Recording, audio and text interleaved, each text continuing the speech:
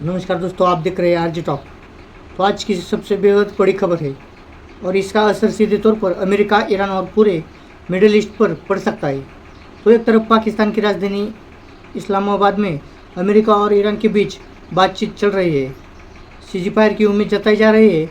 लेकिन दूसरी तरफ ऐसी खबर सामने आई है जिसमें अमेरिका में खलबली मचा दी गई है। रिपोर्ट के मुताबिक चीन अब ईरान को एक खतरनाक हथियार सिस्टम देने की तैयारी में है। ऐसा हथियार जो आने वाले समय में अमेरिका फाइटर जेट्स के लिए बड़ा खतरनाक बन सकता है।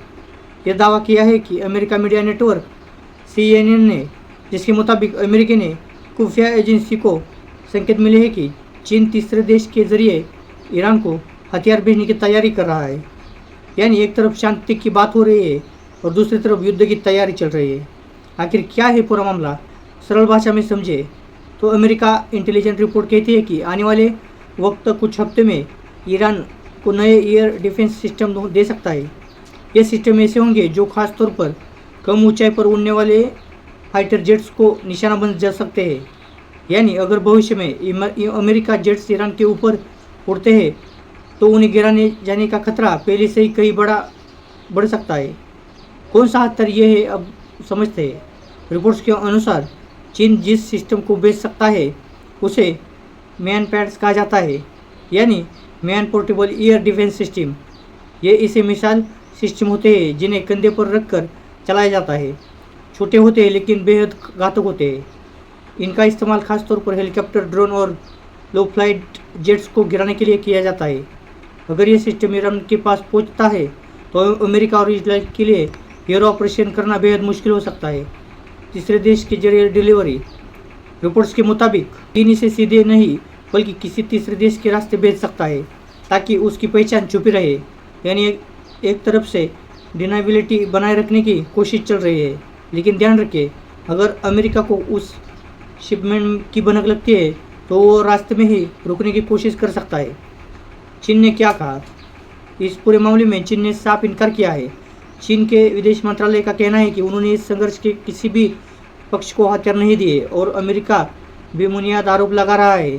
साथ ही चीन ने यह भी कहा है कि अमेरिका को जिम्मेदार रवैया अपनाना चाहिए और तनाव कम करने की दिशा में काम करना चाहिए।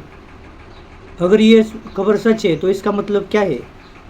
तो इसका मतलब ये है कि क्या चीन चुप ईरान को मजबूत कर रहा है या फिर ये सिर्फ अमेरिका का दबाव बनाने का तरीका है?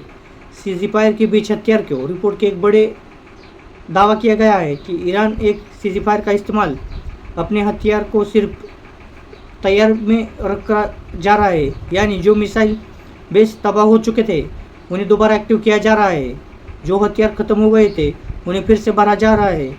इसका मतलब साफ है, ज़मीन पर शांति की बात हो रही है लेकिन अंदर ही अंदर युद्ध की तैयारी जारी है। क्या पहले भी ऐसे हथियार इस्तेमाल हुए हैं? हाल ही में खबरें आई थी कि ईरान ने कुछ अमेरिका जेट्स को मार गिराया। हालांकि इसकी आधिकारिक पुष्टि अलग अलग तरीके से हुई है, लेकिन इतना जरूर कहा गया है कि लो पायलट जेट्स को निशाना बनाने के लिए खास सिस्टम का इस्तेमाल किया गया है। संकेत ये भी मिले हैं कि कुछ टेक्नोलॉजी चीन से जुड़ी हो सकती है। चीन की रणनीति क्या है? वैज्ञानिकों के मुताबिक चीन सीधे युद्ध में नहीं उतरना चाहता। वो एक तरफ ईरान का भी साथ देना चाहता है और दूसरी तरफ न्यूट्रल भी दिखाना चाहता है, क्योंकि चीन को ईरानी के तेल की ज़रूरत है और साथ ही वो अमेरिका की सीधी टक्कर भी नहीं चाहता।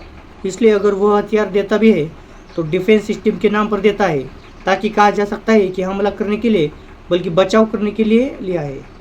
अमेरिका के लिए खतरा कितना बड़ा? अगर ईरान के पास ये मैन पास सिस्टम आ जाता है तो अमेरिका और इजराइल के लिए एयर स्ट्राइक करना आसान नहीं रहेगा। हर मिशन में खतरा बढ़ जाएगा, हर उड़ान में जोखिम बड़ी हो जाएगी।